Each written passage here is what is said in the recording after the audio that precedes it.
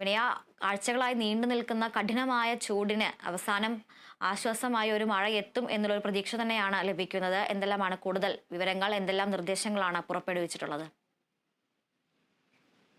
അതുപോലെ തെക്കൻ കേരളത്തിൽ നേരിയ മഴയ്ക്ക്, ഒറ്റപ്പെട്ട ഇടങ്ങളിൽ നേരിയ മഴയ്ക്ക് സാധ്യതയുണ്ടെന്നാണ് കാലാവസ്ഥാ വകുപ്പ് ഇപ്പോൾ പുറത്തുവിട്ടിരിക്കുന്ന മുന്നറിയിപ്പിൽ വ്യക്തമാക്കിയിരിക്കുന്നത്.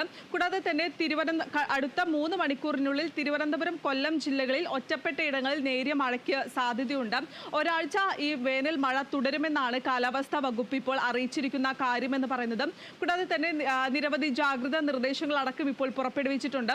ഈ മഴ തുടരുന്ന സാഹചര്യത്തിൽ കടലിൽ പോകുന്നത് ഒഴിവാക്കണമെന്നടക്കം ഇപ്പോൾ വ്യക്തമാക്കിയിട്ടുണ്ട്. ഈ കാറ്റ് വീശാനുള്ള സാധ്യത കൂടുതലാണ്, തിരമാലകൾ ഉയരാനുള്ള സാധ്യത കൂടുതലാണ്. അതുകൊണ്ട് തന്നെ കടലിൽ പോകുന്നവർ ജാഗ്രത പാലിക്കണം എന്നടക്കം ഇപ്പോൾ വ്യക്തമാക്കുന്നുണ്ട്. കൂടാതെ ഈ മഴക്കുഴികൾ ശുദ്ധീകരിച്ച് അല്ലെങ്കിൽ മഴക്കുഴികൾ വൃത്തിയാക്കി ഈ വെള്ളം ശേഖരിക്കണം തുടങ്ങിയ നിർദ്ദേശങ്ങളടക്കം ഇപ്പോൾ വ്യക്തമാക്കിയിട്ടുണ്ട്.